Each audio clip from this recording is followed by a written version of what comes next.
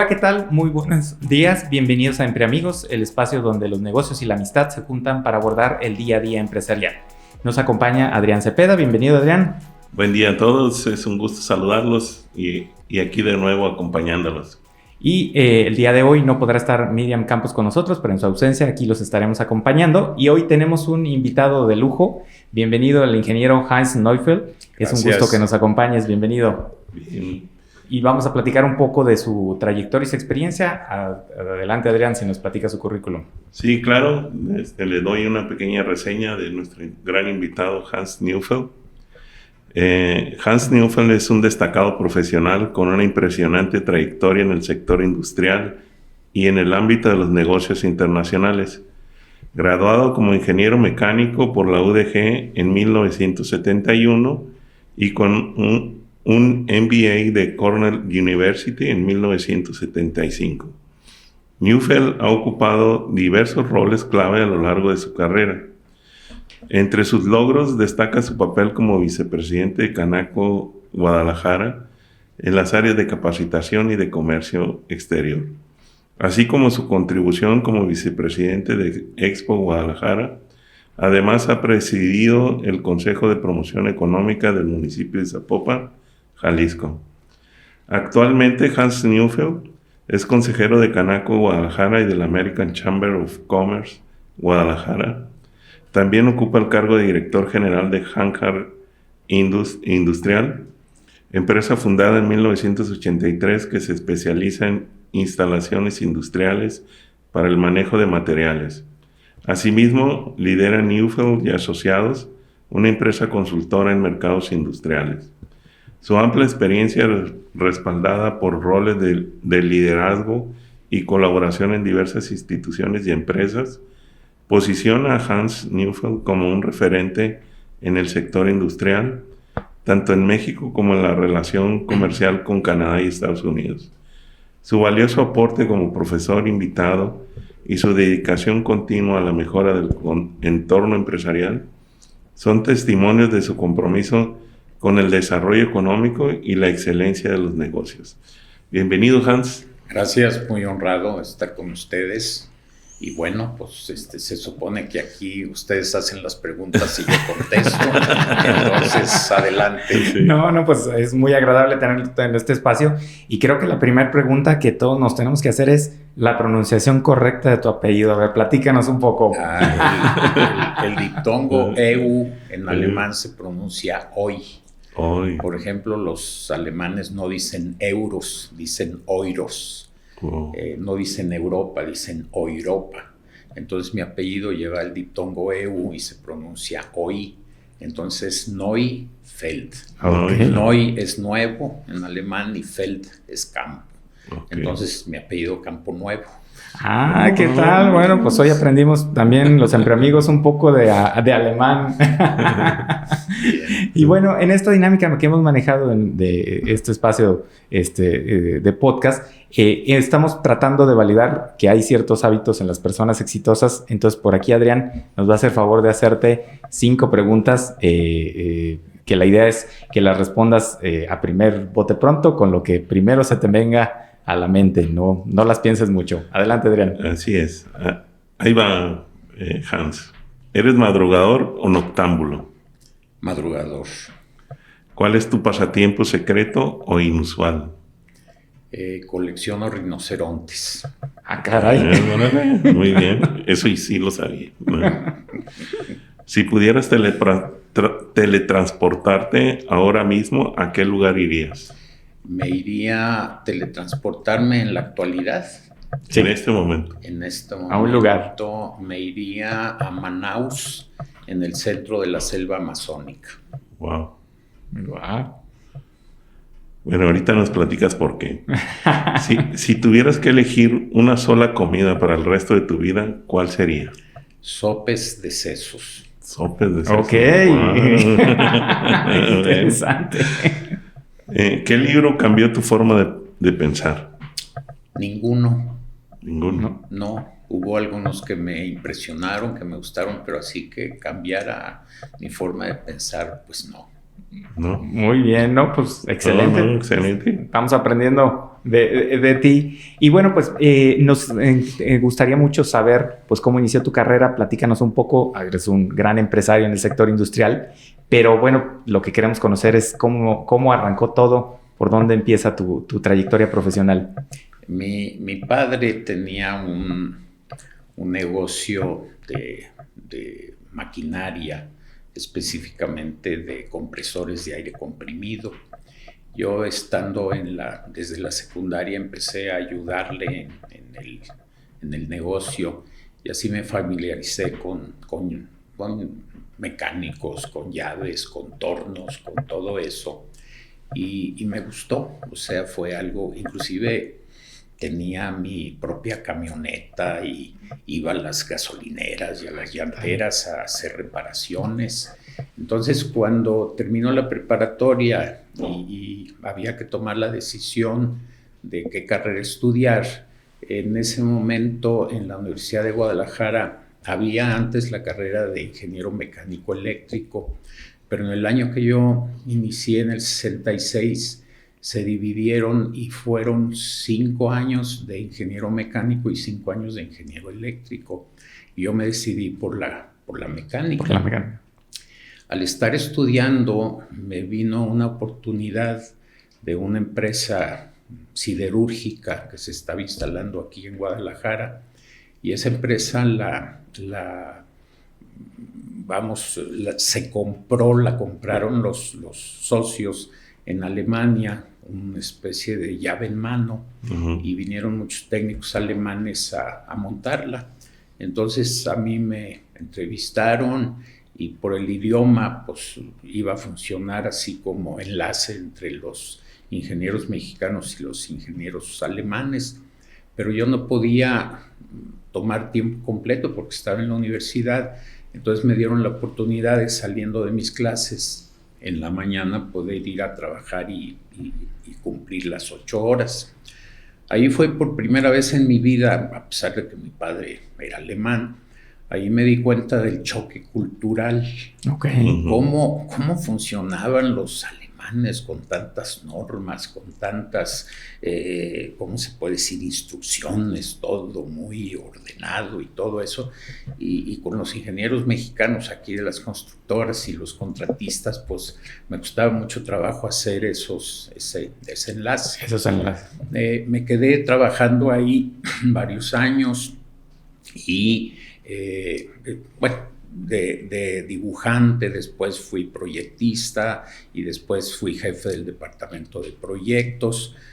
Total que terminé la carrera, hice mi tesis, la hice sobre equipos de aire comprimido, y después me ofrecieron un puesto en una empresa norteamericana que se dedica a la fabricación de partes automotrices. Ahí entré en el mercado automotriz. Vendíamos equipo a las plantas armadoras, vendíamos equipo para la postventa, o sea, partes de motor.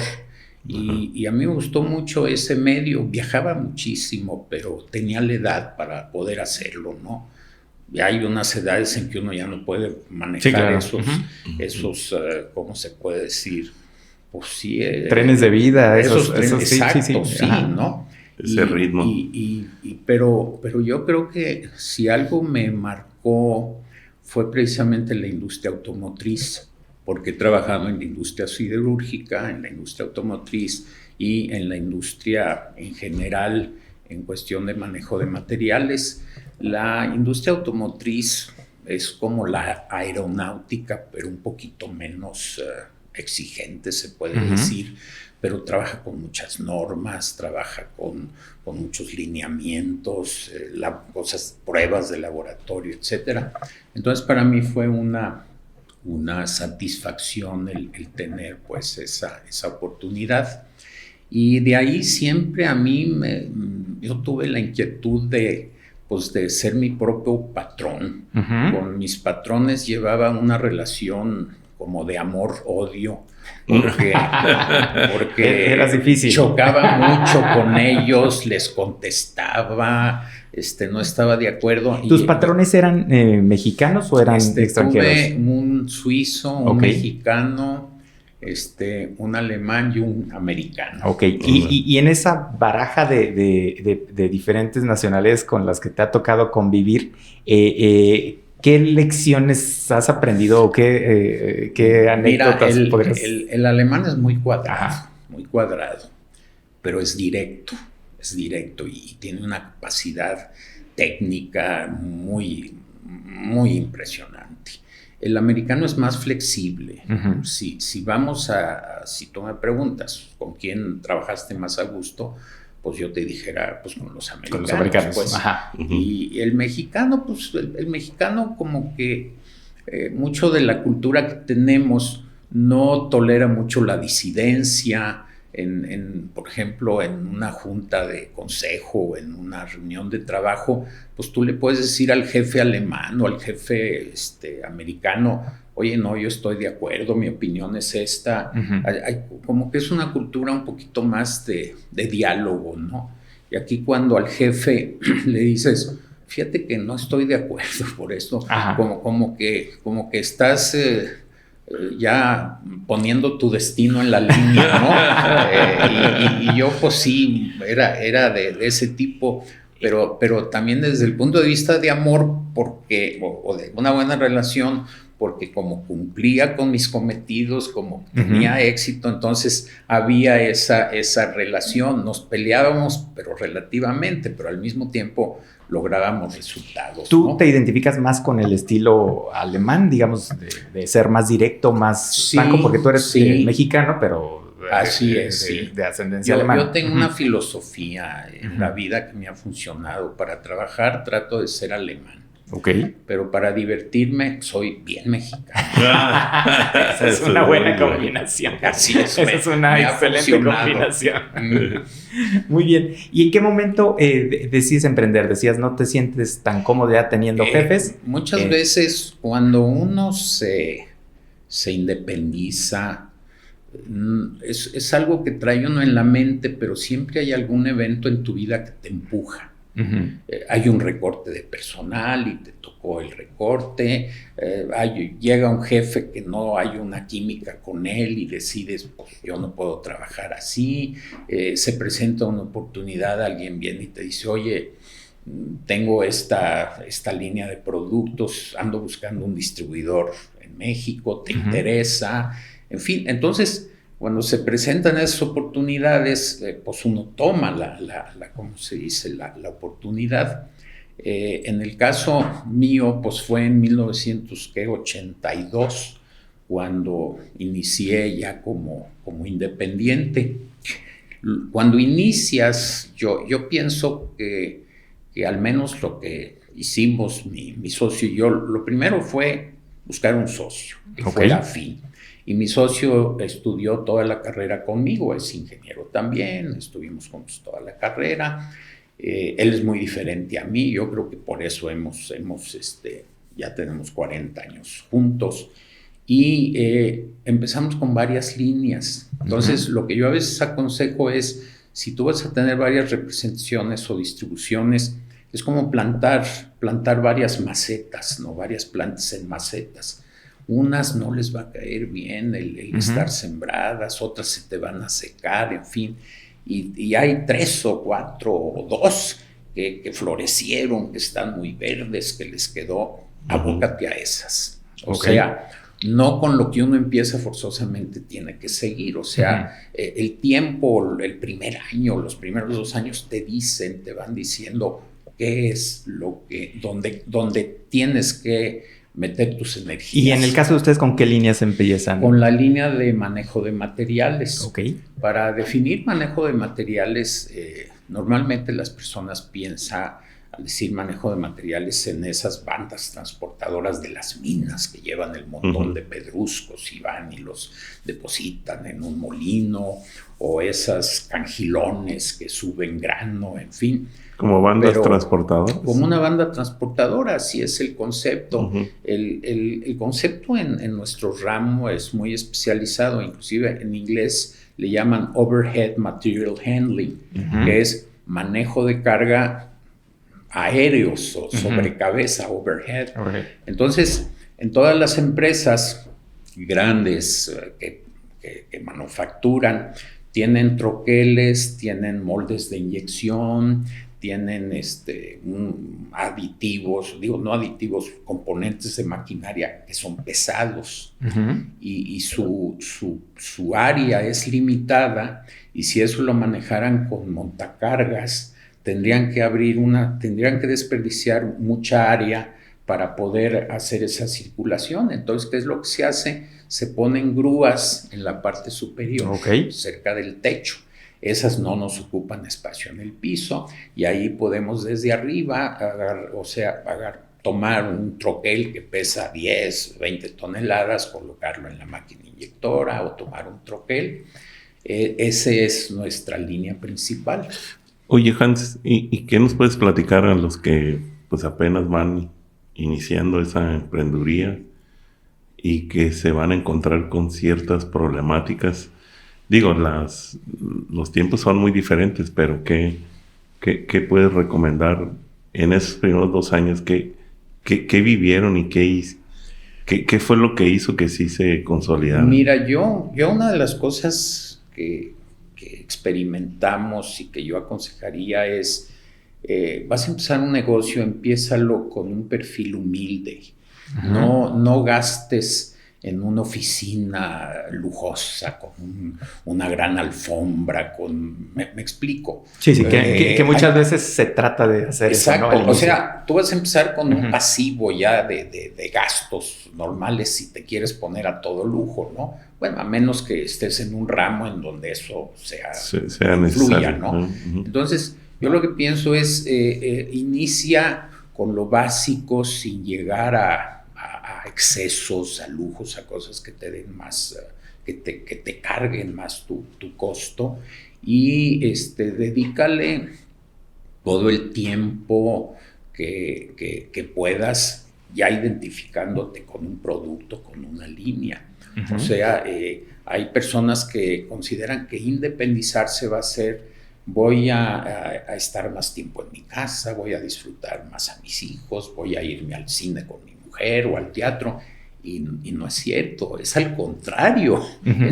Eso lo podías hacer cuando eras un ejecutivo en una empresa, porque pues, más o menos tenías tus horarios. Cuando ya empiezas un negocio, ya no hay horario, o sea, y ahí sí tienes que dedicarte a fondo, porque es tu dinero, es tu inversión. Entonces, eso hay que tenerlo en mente. Voy a independizarme, tengo que trabajar muy duro. Y en este sentido, este cambio de pasar de ser un ejecutivo de una empresa, y de una empresa grande, a de pronto ser tu propio negocio, ¿cómo lo viviste? ¿Cómo fue esa transición? Mira, quiero pensar que hubo muchas experiencias hasta de frustración. Pues no frustración, yo dijera cierta angustia.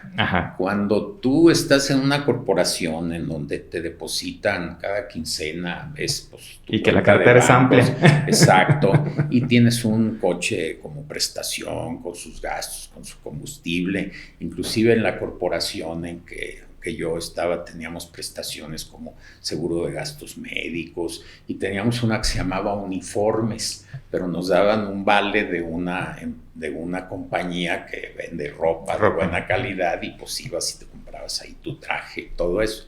Entonces, todos esos, tu buen sueldo y tus prestaciones, de repente se acaban. O sea, ya no tienes ese estatus, ya no tienes ese ingreso. Y sí llega a cierta angustia de decir, bueno, ¿y ahora qué?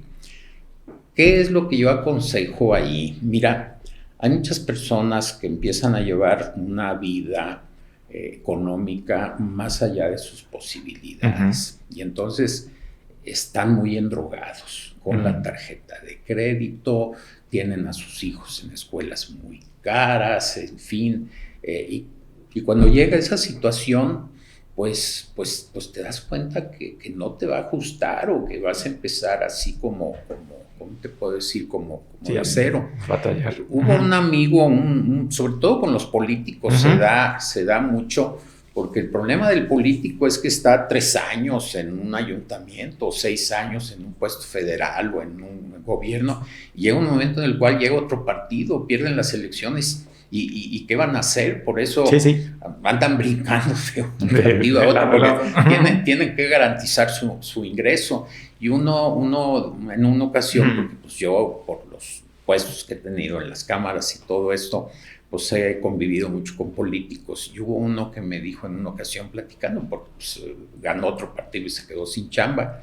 Y me dice, mira Hans, dice, yo me subo a la báscula y no tengo absolutamente nada de grasa, nada de exceso de peso, no debo dinero, a eso se refería, no tengo pasivos, tengo una casa propia, tengo mis ahorros. Entonces, también es muy importante si tú traes una idea o tienes un riesgo de eventualmente perder tu trabajo, vive una vida de acuerdo con tus posibilidades y esa angustia se minoriza o se disminuye o desaparece por completo, ¿no? Y seguramente en esta etapa inicial, pues es muy importante el mantener esa, pues que diríamos como sobriedad, ¿no? En los gastos, esa forma austera de y sobre de todo, aquí opera también una cuestión del qué dirán, mi imagen ante los demás. ¿Qué va a decir mi vecino? ¿Qué va a decir mi compadre? Porque traía y más en un mundo de redes sociales. Así es, ¿no? Hay hoy en día mucha competencia. Entonces, una de las cosas más sanas es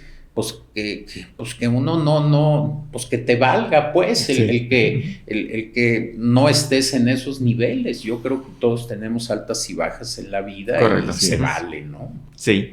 Y hace rato nos platicabas, empiezas con ciertas líneas y decías, abócate esas líneas. Pero luego, ¿en qué momento del negocio empiezas a diversificar y empiezas a irte a otras líneas? O sea, ¿cuándo en tu experiencia sentiste ese momento de decir, ahora debo de cambiar o debo de ampliar mi gama? Mira, el mercado, cuando tú vendes equipos, es cuando en marketing dicen mucho que el principio de la hoja Gillette, de rasurar.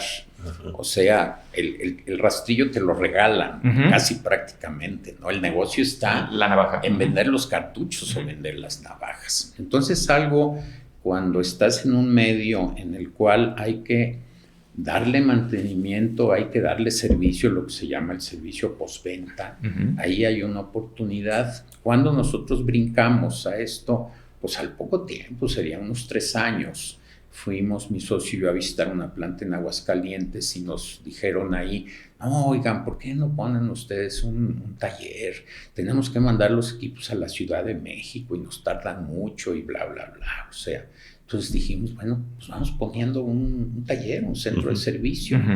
Y ahí empezamos ya con una línea, porque antes vendíamos equipos nada más. Y luego después empezamos a repararlos. Pero luego después vino también otra etapa de crecimiento en donde el cliente ya no nos pedía nada más el aparato. Decía, yo necesito un aparato que me levante aquí tal y tal, pero necesito una viga que recorra y que tenga una alimentación eléctrica. Entonces ya era un concepto con un valor agregado importante. No era un solo producto. Exactamente, no estabas vendiendo un motor, estabas vendiendo una solución. Un conjunto, exactamente. Y ahí fue donde nos asociamos con un ingeniero que ya falleció. Bueno, cuando tienes 40 años en el negocio, tienes una historia ya de cierto camino de cruces, ¿no? Y nos asociamos con él y empezamos a fabricar. Y esa fabricación nos puso ya en otra liga. O sea, ahí vendíamos, instalábamos y damos mantenimiento. Y ahí prácticamente se forjó el avance y la consolidación de la compañía. Y luego vino una recomendación de una compañía que es finlandesa, que fabrica elevadores, es muy prestigiada, y nos invitaron a ser sus representantes aquí en Jalisco. Y pues sí, nos metimos a la cuestión de los elevadores para personas. Para personas. Y vendimos elevadores y escaleras eléctricas, y ahí conocimos toda la cuestión de la mecánica, de la ¿cómo se llama? De la instalación y todo eso. Y fueron 7 años muy interesantes. Muy interesantes. Pero sucede lo de siempre: abrimos mercado, dimos a conocer la marca, y la fábrica pues dijo un día: ¿sabes qué? Vamos a poner una oficina directa en Guadalajara. Sí, pasa. Que suele pasar, ¿no? Sí. Entonces, nosotros habíamos notado que había un nicho que los elevadores para personas, que las marcas conocidas no atacaban, que era el elevador industrial. Hay muchos lugares donde tienen mezanines, por ejemplo, en muchas plantas de inyección de plástico tienen unos mezanines muy largos. O estacionamientos, ¿no? Ándale, exacto. Y ponen arriba cartón, por ejemplo, el cartón, los empaques de cartón, los que tienen, es un volumen muy grande, y entonces lo usan esos depósitos por arriba para poder guardarlo. Ahí es donde entramos con los elevadores, y de hecho los elevadores, que mucha gente le llama montacargas, aunque en el medio para nosotros montacarga es el que anda ahí sobre el piso patín, con las tijeras, en fin, pero sí se le llama también montacargas a los elevadores de carga, pues. Entonces, hoy en día es nuestra segunda línea comercial. Primero están las grúas y los equipos para levantamiento, y luego están los elevadores de carga. A mí se me hace muy, muy interesante cómo, a pesar de estar en un mercado industrial que normalmente pues, se ve como un cliente más frío, como un cliente pues a lo mejor más institucional, más lejano, han estado escuchando a ese cliente continuamente. O sea, porque empezaste con una cierta línea, escuchaste al cliente y metiste el servicio adicional, el crear la solución completa, escuchaste nuevamente al cliente y te diste cuenta que no había quien lo atendía en elevadores. O sea, esa experiencia de escuchar al cliente es parte de la cultura de la empresa, quiero pensar, de ustedes, de estar muy atentos con el cliente. Pues el cliente a veces tiene unas opiniones que no son prácticas. Decía un jefe que tenía yo cuando manejamos los elevadores que no había escalímetro más flexible que el de un arquitecto, ¿verdad? que podía hacer maravillas, ¿no? Entonces hay clientes que a veces nos piden algo que pues técnicamente no es factible. No es factible. Entonces nosotros ahí es donde sí, como se dice, hacemos nuestras sugerencias, etcétera, etcétera. Y pues sí, o sea, es algo que funciona. Nosotros vamos, vemos las instalaciones. Generalmente hay una visita. Sin una visita no podemos cotizar. Y sobre eso ya les sugerimos una solución. El medio, como en todo, tiene situaciones ingratas. Por ejemplo, hay veces que nosotros vamos, hacemos un estudio, le sugerimos al cliente unos equipos, hacemos una cotización muy detallada, y después nos damos cuenta que tomaron nuestra cotización con puntos y comas, sobre todo los de compras, y hacen un concurso. O sea, como quien dice, nos usaron para que nosotros fuéramos y les dieron las bases del proyecto, su concurso. Sí. Pero eso no lo podemos evitar. Lo que hemos hecho es ser muy parcos, ya con la experiencia de muchos años, en la información que damos. Está bien interesante todo, Hans, pero platícanos qué tan grande está tu empresa hoy. Ya nos platicaste todo, cómo la formaron. No somos una empresa grande, tenemos 50 operarios, tenemos un equipo de servicio externo. Son 6 camionetas con todo el equipamiento, 6 cuadrillas, y estamos asociados con 2 empresas externas. Una es una constructora que hace todo lo de obra civil, y otra que hace todo lo que es la cuestión estructural. Donde estamos localizados no hay uso de suelo para actividad industrial. Okay. Pero ahí tenemos el centro de servicio, que no es manufactura, el almacén y las oficinas administrativas. Todo la planta son dos naves, son propias, y pues nada, ahí estamos.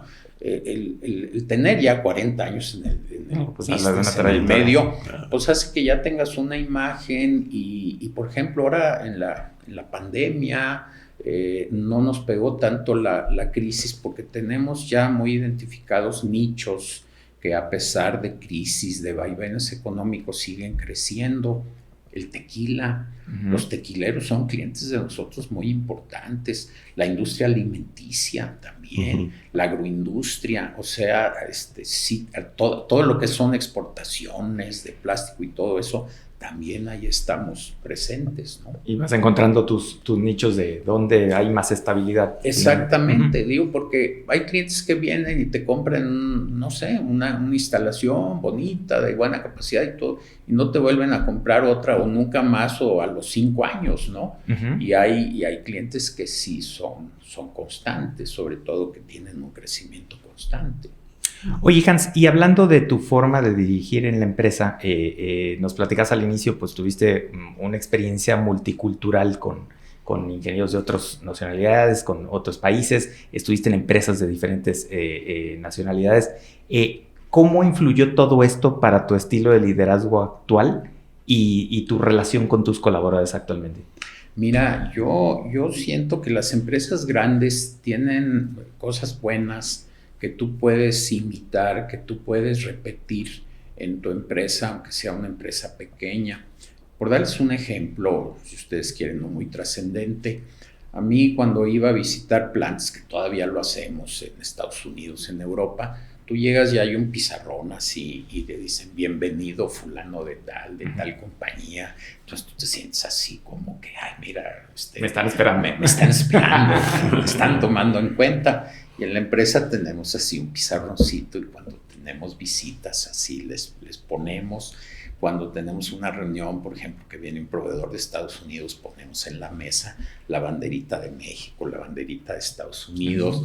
O sea, nuestra empresa no es grande, pero aprendí cosas de esa naturaleza. Otra cosa, las juntas. Hay veces que las empresas hoy en día tienen juntitis. O sea, todo el mundo se lo pasa en juntas y preguntas por alguien. Nosotros tenemos una reunión, que precisamente es hoy, los viernes, que le llamamos reunión operativa. Nos juntamos todos los directores con los gerentes y hay una orden del día que es lo que cada quien tiene en trabajo, en pendientes. Lo que es una venta sola de refacciones o de aparatos solos, eso lo manejamos en un renglón y donde hay un valor agregado, sea instalación eléctrica, estructural, esto y lo otro, ya le llamamos proyecto. Okay. Entonces, cada quien da su ¿cómo se llama? Su resultado. El nombre de su proyecto, dónde va, cuáles son las dificultades que está teniendo y todo eso. Yo siempre he sido partidario de la comunicación directa. A mí a veces se me tacha de que soy medio, pues no majadero, pero sí con muy poca sensibilidad y todo eso. Pero yo pienso que es una cuestión cultural. Por ejemplo, nosotros a veces decimos, es que los españoles son maleducados. Y yo he tratado con españoles bastante y no son maleducados, son directos. Exacto, sí. Y en nuestro medio somos más de florituras en el lenguaje. ¿No? O sea, ahí viene la cuestión cultural, ¿no? ¿Y tus colaboradores en ese sentido se han ido acostumbrando a ese estilo? ¿Has transmitido esa cultura dentro de la empresa? Pero aún así, yo también tengo otra filosofía que es, tú puedes manejar una empresa próspera con una tecnología, productos o servicios de cierta, ¿cómo se puede decir?, complicación o en fin, pero siempre habrá un lugar para el buen humor. Claro. Yo soy muy de comentarios irónicos, de vaciladas, o sea, cuando hay una tensión, siempre tengo alguna ocurrencia así, ¿verdad? Y sí, yo pienso, las reuniones son reuniones a gusto, pero también aplico algo que vi que en las empresas grandes y en otras culturas no lo ¿cómo se dice? No lo limitan. He visto regañadas que le da un americano a su subalterno delante de los demás, o sea, pero ahí no hay fijón, como se dice corrientemente, porque es su cultura, ¿no? Yo inclusive les he aconsejado a esos jefes, mira, aquí en México la piel de los mexicanos es más delgadita, o sea, ¿quieres regañar a alguien? Llévalo a tu oficina, cierra la puerta y entonces sí, casi golpéalo ahí, ¿verdad? Pero no lo hagas delante de las personas. Sí, claro, sí. Es exacto. Y cuando yo, por ejemplo, en alguna reunión hay algo que me molesta de algún gerente que dijo algo y todo eso, no lo cuestiono, considero que sería humillación el que lo hiciera delante de las demás personas. Entonces ya, ¿verdad? Fulanito, te puedes quedar, por favor, o te espero en mi oficina, y ahí sí, ¿verdad? O sea, creo que hay que cubrir mucho el aspecto de la persona, ¿no? Correcto, no. Pues, oye, Hans, y bueno, en esas reuniones tú vas más al indicador, al resultado, o es en el proceso de cómo van. Definitivamente, para empezar, yo soy partidario y uno de mis... se puede decir, consejos que doy a los estudiantes o a los nuevos profesionistas es, no vayan a una junta así nomás, hagan una orden del día. ¿Cuáles son los objetivos que requiero alcanzar? Hagan responsables, y ya no nomás a tomar un responsable, pongan una fecha.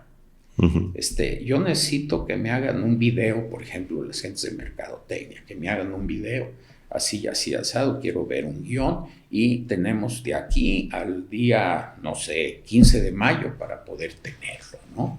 Entonces, sí, debe de haber plazos perentorios, claros, debe de haber responsables y pues, ¿qué es lo que estás buscando, no? Un objetivo claro. Otra de las cosas que también... aquí hay veces, si ustedes están participando en muchas reuniones ahí en la cámara y todo eso, hay personas que agarran el micrófono y hablan, en fin. Y una de las cosas que uno puede hacer, bueno, y más en tu empresa donde tú eres el patrón, decir, sí, mira, eso ya lo sabemos, ¿eh? O sea, sí. A ver, toma la palabra fulano de tal, o sea, pararles ¿cómo se llama? La inercia que traen ahí porque están ya... revolviendo y repitiendo las cosas, entonces la autoridad hay que usarla. Correcto. Hubo una experiencia interesante en una cámara americana, hicieron el programa para unos coaches que nos invitaron a ser coaches de ejecutivas mujeres, y a mí me tocó estar en ese programa. No, hombre, unas ejecutivas con unos currículums, con unos estudios que yo le decía a la chica que me tocó, oye, pues más bien me vas a enseñar tú a mí, ¿verdad? que yo a ti. Y una de las cosas que se habla mucho del empoderamiento de la mujer, y es padre, pero hay muchas mujeres que no se animan a usar ese empoderamiento. Y esta chica, pues, supervisaba como a 30 personas. Y entonces yo le decía, no, tú párale los tacos a este cuate y dile que, a ver, fulanito, que estás mal. Oye, pero eso no se te hace muy brusco. No, está en tu derecho. Claro. Tú eres la jefa y tú tienes el derecho de hacerlo. O sea, estén conscientes de que, o sea, no es cuestión nada más de decir, tengo poder, pero hay que usarlo. Y hay que saber usarlo. ¿no? Exacto. Oye, Hansi, y ahorita que hablabas de organismos empresariales, pues tienes tú una amplia trayectoria participando en ellos. ¿Qué has encontrado o qué es lo que te ha gustado de participar ahí? ¿Qué beneficios has visto al respecto? Mira, mi primer beneficio, o sea, aquí voy a ser muy claro, como yo he estado en cámaras que no son necesariamente están dentro del mercado que yo manejo. Ha sido muy pocas las veces a lo largo de todos estos años que por medio de una relación llevo agua a mi molino, es decir, me encuentro un cliente por ahí o algo así. Pero, por ejemplo, ¿qué he ganado? Amigos lindos, amigos de muchos años, así como ustedes, ¿verdad? Vamos siendo claros. Muchas gracias. Que estimo mucho. No, igualmente es recíproco. Sí. Gracias. Bastante. Y eso es importante. Y también otra cosa, que cuando estás en un grupo y se platica y se ven diferentes tópicos, te das cuenta que no eres el único, que son situaciones que son generales, que pertenecen a determinados mercados, que aunque no sea tu mercado, son situaciones similares. Entonces, rompes ese cascarón. Hay muchas empresas que yo veo, por ejemplo, que son buenas, que sus ejecutivos son buenos, pero están como en una especie de burbuja, ¿no? No conocen mucho lo que hay afuera, porque no conviven. Y hay muchos, por ejemplo, que son muy buenos ejecutivos o empresarios que consideran que el participar en los organismos empresariales es una pérdida de tiempo.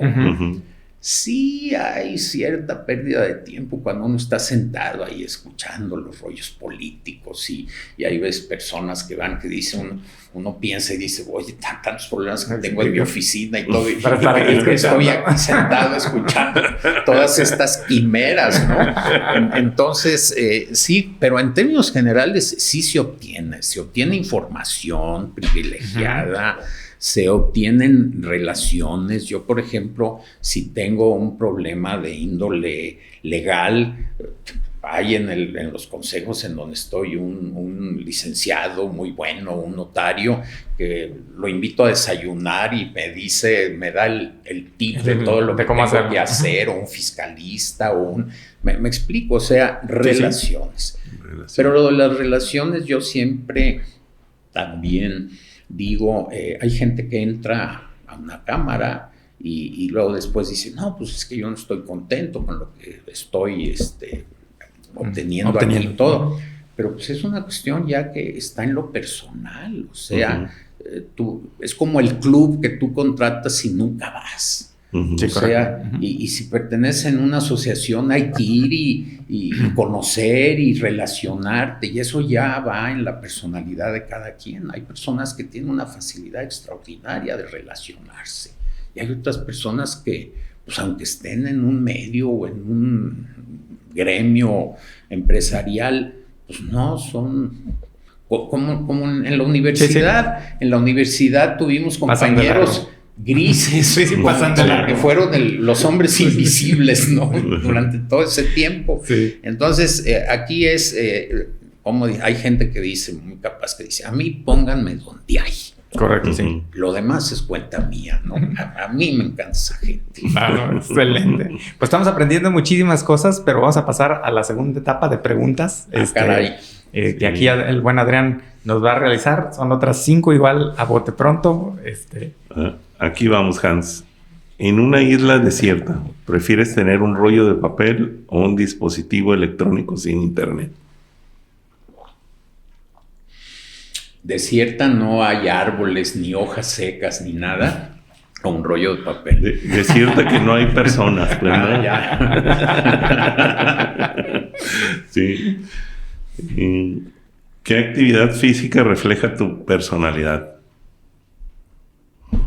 Bueno, puedes considerar, si consideras leer e ir al cine, pero eso no es actividad física, ¿no? Eso son dos cosas que hago mucho, ¿no? Y actividad física, me gusta caminar. Caminar. Sí. ¿Planificas tus vacaciones con detalle? Sí. ¿O decides sobre la marcha? No, las planifico con detalle. O sea, tengo un checklist, así que imprimí alfabéticamente y lo tengo en el closet. Entonces, cuando salgo de viaje ya... Artículos ayudan para el viaje. Sí.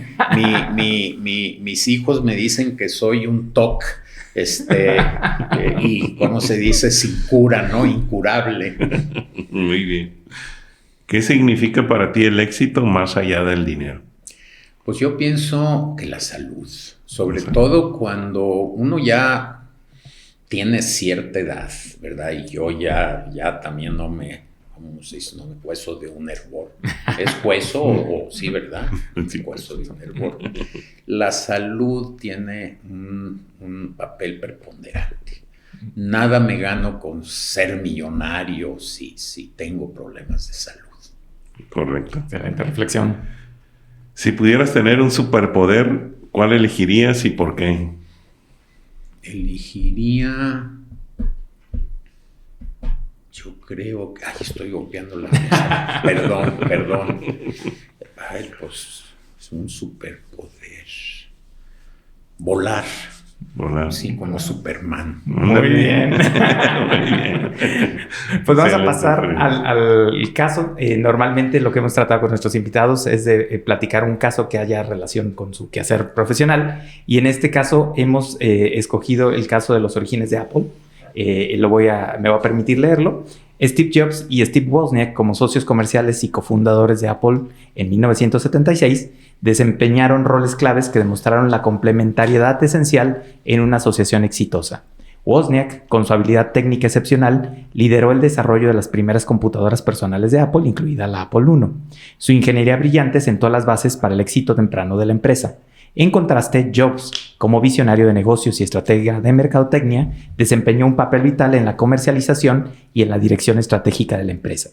La asociación entre Jobs y Wozniak no solo ilustra la complementariedad de habilidades, donde Wozniak aportó la experiencia técnica y Jobs aportó la visión empresarial, sino también cómo su colaboración fue fundamental para el desarrollo de las computadoras como la Apple II, una de las primeras computadoras personales exitosas en la industria. Esta colaboración demostró que en una asociación empresarial exitosa, las habilidades y enfoques complementarios de los socios pueden ser la clave del éxito, estableciendo un modelo que sigue siendo relevante en el ámbito empresarial actual. Entonces, en ese sentido, quisimos poner como ejemplo a Jobs y Wozniak como un partner que hicieron de socios, y sabemos que tú en tu empresa, pues igual nos platicabas, tuviste un socio. Platícanos un poco cómo es elegir al socio, cómo es transitar con el socio. Ahí queremos aprender mucho para compartir con nuestros amigos. Mira, el elegir un socio, y hay veces se comete el error de que es que mi cuñado no tiene trabajo ahorita. Okay. Es que mi compadre tiene un dinerito y busca dónde invertirlo. Yo pienso que lo primero que debes de hacer es que conozca el objetivo o la actividad del negocio. No nada más porque tiene dinero y quiere invertir o porque es un amigo de nosotros que es bien simpático y cuenta unos chistes muy buenos, eso ya lo califica como un buen socio.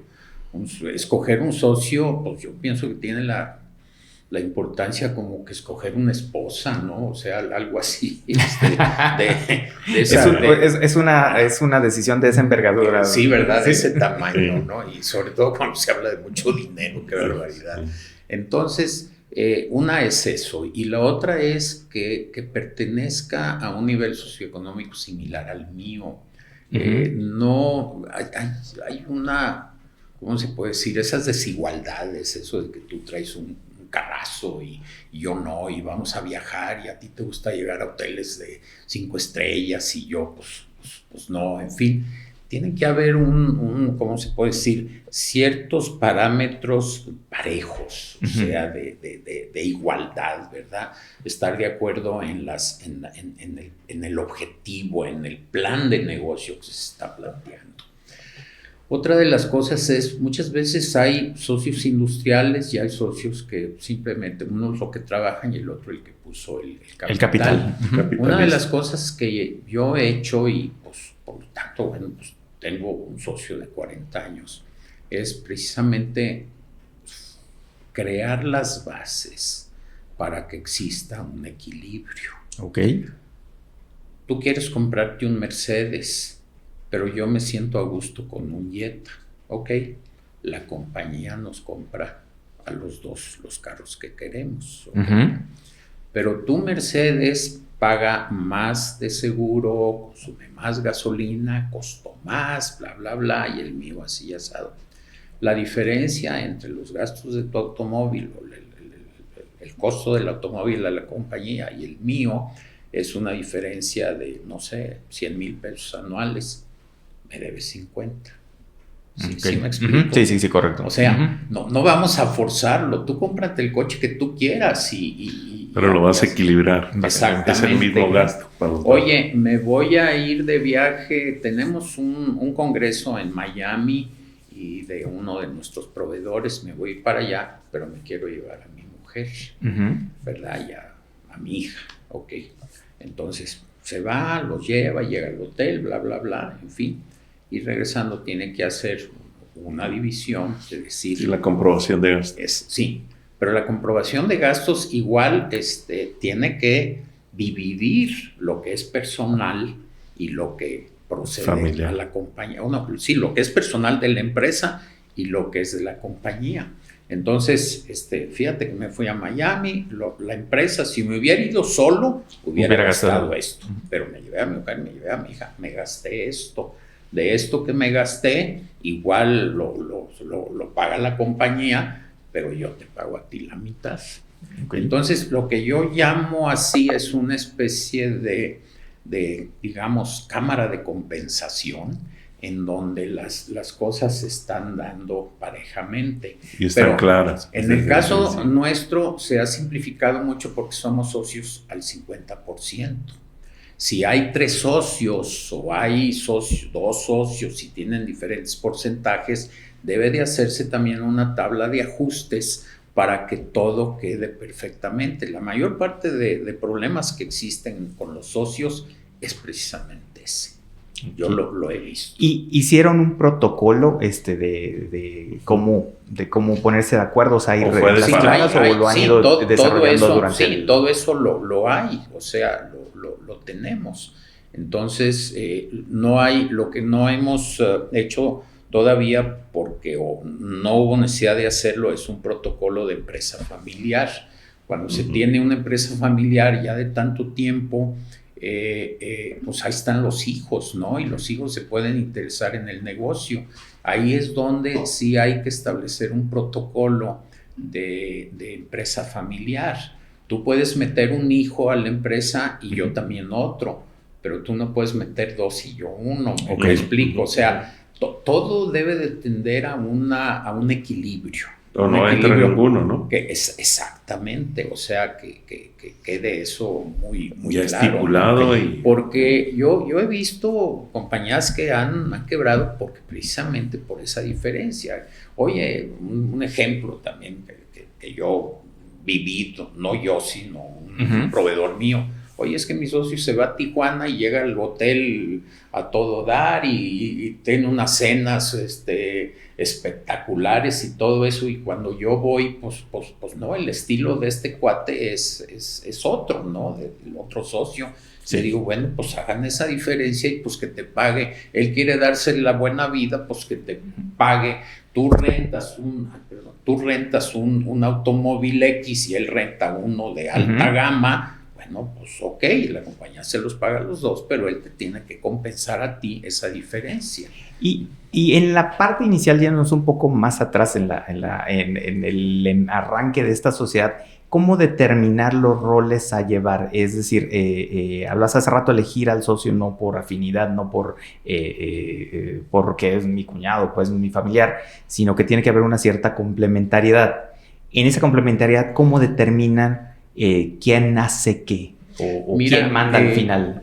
Mi socio, salimos de la universidad y yo empecé, ya estaba trabajando para empresas muy grandes, con extranjeros. Entonces, mi experiencia también fue mucha en el nivel ejecutivo.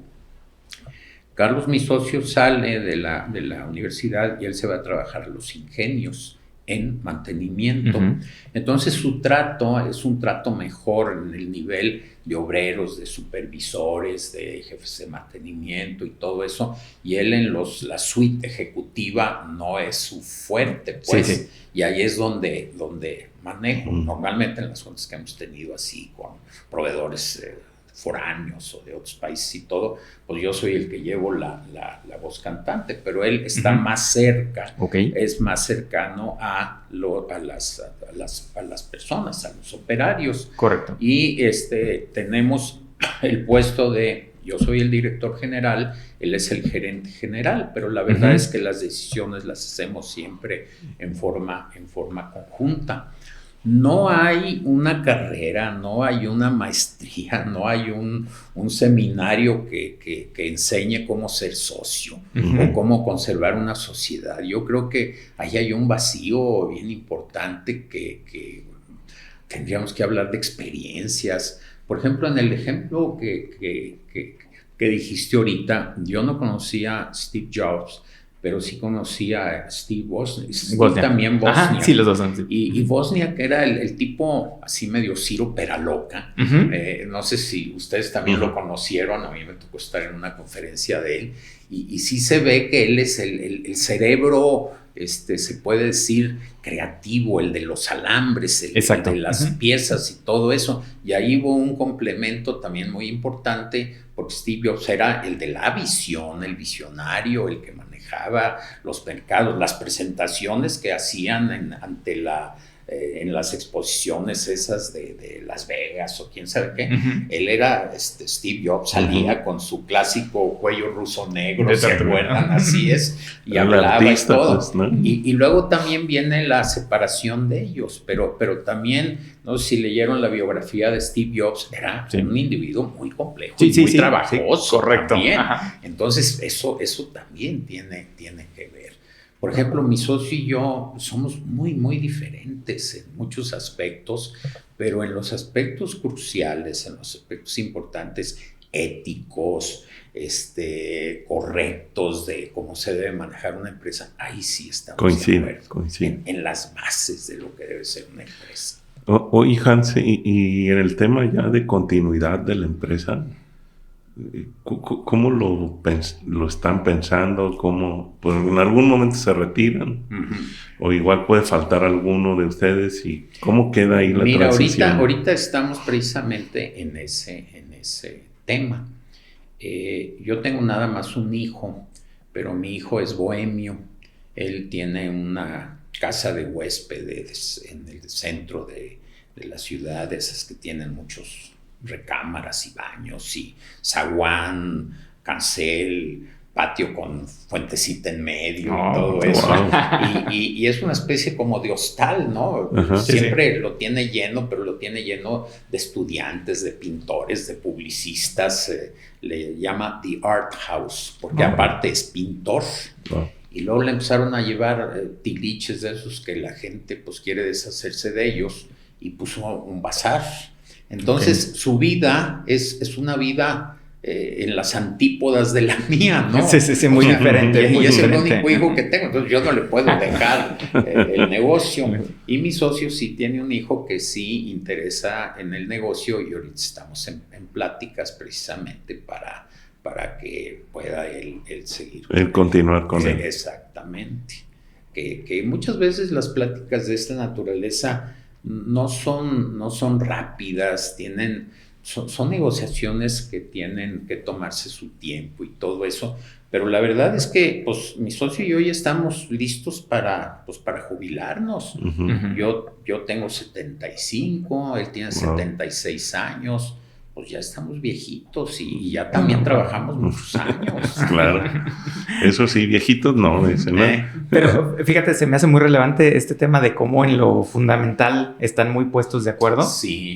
Y que a lo mejor esa es la base de una asociación exitosa, ¿no? O sea, que finalmente como socios pues crean una cultura en donde las bases son las mismas. Exacto. Y eso ayuda pues a que las decisiones fluyan más allá de la actividad que cada quien hace. Eso me deja una enseñanza muy interesante. La vida individual, por ejemplo, no se va así, mi escritorio todo está así muy adornadito y todo, y el de él es así como que entró un chiflón de aire y desordenó todo. Entonces su estilo de trabajo, nunca trae dinero, ¿Qué más? Leí y no me lo desordenes, te dice, ¿no? Leí un artículo hace mucho que ahí lo tengo en la oficina que decía, hay 2 tipos de personas, los tipo A y los tipo Z.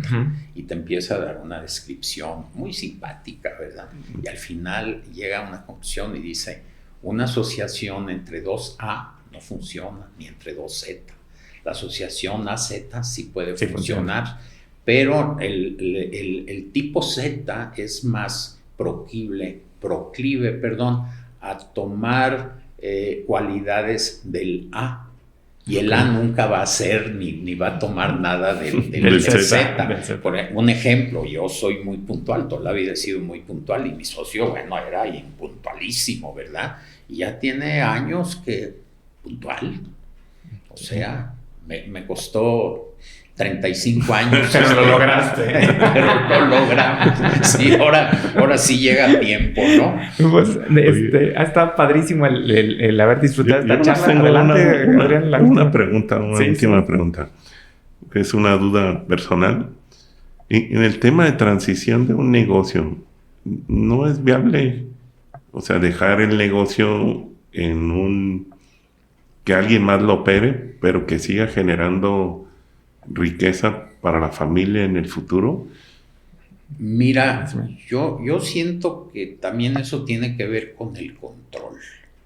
Si tú quieres que te siga generando riqueza, pues debes de tener una parte accionaria. Claro. O sea, correcto. Claro. Tú por decir algo, contratas un director general, te maneja, le pones un sueldo, inclusive como prestación le das un porcentaje haces tu consejo, de las acciones. Sí. Exacto. Yo una de las cosas que también recomiendo mucho y por la experiencia es que se haga, no importa el tamaño del negocio, un gobierno corporativo o un consejo de administración. Yo cuando trabajé en Grupo SIDEC, manejaba 2 empresas de producción, de manufactura, pues de fierros, que es lo mío. Y tenía un consejo de administración y nos juntamos una vez al mes.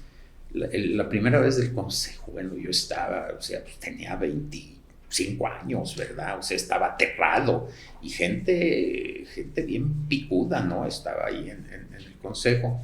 Y bueno, yo ya presenté mis números y todo eso, y me empezaron a hacer preguntas y yo a contestar. Una de las cosas que yo siempre he hecho, si no sabes algo, no inventes, más con gente que es así muy aguda, y después te doy el dato o algo así.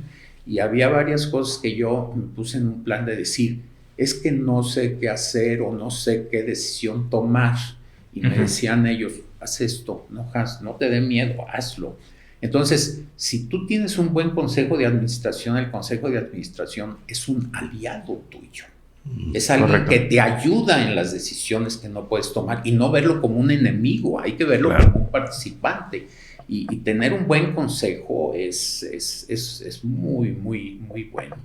Pero volviendo a tu pregunta, ¿quieres seguir recibiendo? Pues tienes que seguir de accionista, aunque otro maneje la compañía. Pero yo sí insistiría en vamos a hacer un gobierno corporativo y yo participo en ese gobierno corporativo en el consejo, en el consejo como accionista de la empresa. Sí, y ya no operas, pues, ¿no? Exacto. Exacto. O en su caso, en algún momento tu hijo, ¿no? O tú.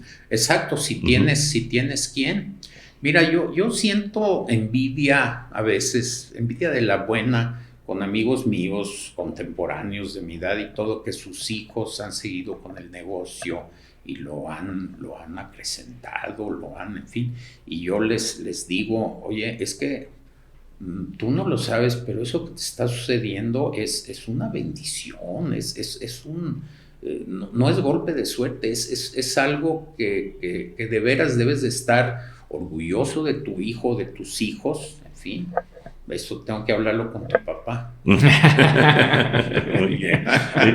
Muchísimas gracias, Hans. Al contrario, un gustazo. Y siempre cerramos estos programas con una pregunta. ¿El mejor consejo que hayas recibido o el mejor consejo que quisieras dar a todos nuestros empreamigos? Híjole, sí es el mejor consejo, pero es medio corriente. No importa, aquí es un espacio plural y abierto. De veras, sí. ¿Aguantan? Aguantamos. Sí, bueno. es nunca las des antes de que te las pidan. Pues con ese Si quieren lo pueden borrar, ¿eh? Con ese consejo cerramos esta transmisión, agradeciéndoles mucho su escucha y los invitamos a seguirnos en todas nuestras redes sociales y en las diferentes plataformas. Aquí nos vemos en 15 días. Muchísimas gracias, Hans. De Muchas nada, gracias, Adrián. Un honor haberte tenido el día de hoy.